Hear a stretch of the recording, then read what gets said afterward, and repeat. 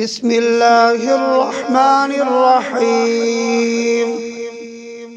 الرحمن علم القرآن، خلق الإنسان علمه البيان.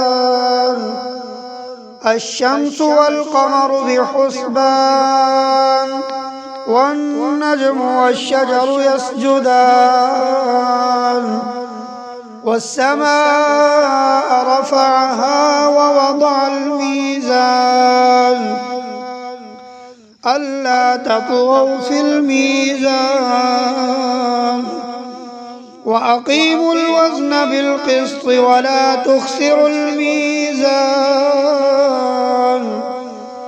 والأرض وضعها للأنام، فيها فاكهة والنخل ذات الأكمام.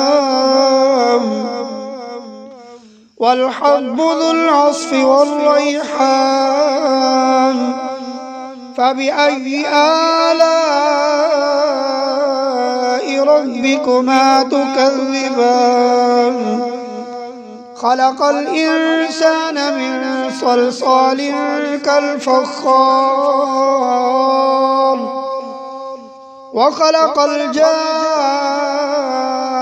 من مارج من نار. فبأي آلاء ربكما تكذبان؟ رب المشرقين ورب المغربين. فبأي آلاء ربكما تكذبان؟ مرج البحرين يلتقيان، بينهما برزخ لا يبغيان. فبأي آلاء ربكما تكذبان؟ يخرج منهما اللؤلؤ والمرجان. فبأي آلاء ربكما تكذبان؟ وله الجوار المنشآت في البحر كالأعلام. فبأي آلاء ربكما تكذبان؟ كل من عليها فان، ويبقى وجه ربك ذو الجلال والإكرام. فبأي آلاء ربكما تكذبان؟ يسأله من في السماوات والأرض كل يوم هو في شأن. فبأي آلاء ربكما تكذبان؟ سنفرغ لكم أيها الثقلان. فبأي آلاء ربكما تكذبان؟ يا معشر الجن والإنس إن استطعتم أن تنفذوا من أقطار السماوات والأرض فانفذوا، لا تنفذون إلا بسلطان. فبأي آلاء ربكما تكذبان؟ يرسل عليكما شواظ من نار ونحاس فلا تنتصران. فبأي آلاء ربكما تكذبان؟ فإذا انشقت السماء فكانت وردة كالدهان. فبأي آلاء ربكما تكذبان؟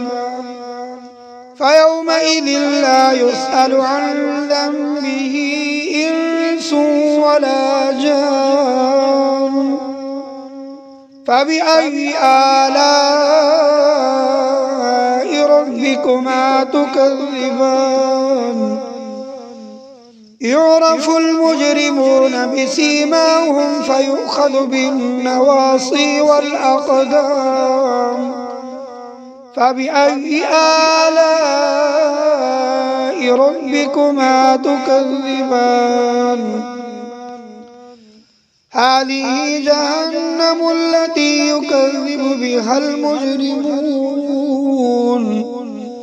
يطوفون بينها وبين حميم آن. فبأي آلاء ربكما تكذبان؟ ولمن خاف مقام ربه جنتان. فبأي آلاء ربكما تكذبان؟ ذواتا أفنان. فبأي آلاء ربكما تكذبان؟ فيهما عينان تجريان. فبأي آلاء ربكما تكذبان؟ فيهما من كل فاكهة زوجان. فبأي آلاء ربكما تكذبان؟ متكئين على فرش بطائنها من استبرق وجنى الجنتين دان. فبأي آلاء ربكما تكذبان؟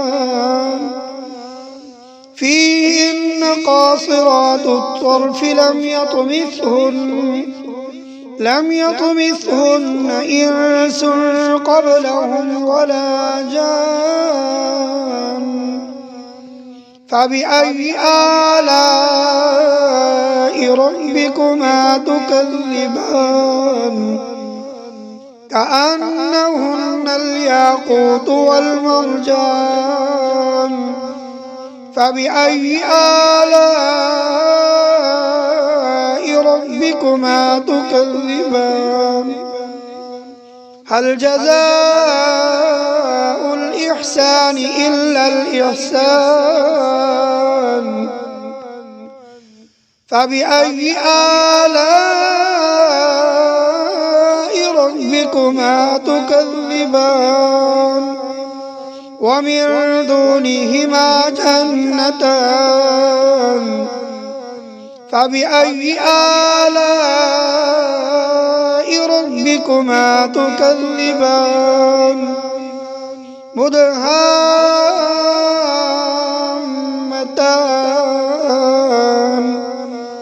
فبأي آلاء ربكما تكذبان؟ فيهما فاكهة ونخل ورمان. فبأي آلاء ربكما تكذبان؟ فيهن خيرات حسان. فبأي آلاء ربكما تكذبان؟ حور مقصورات في الخيام. فبأي آلاء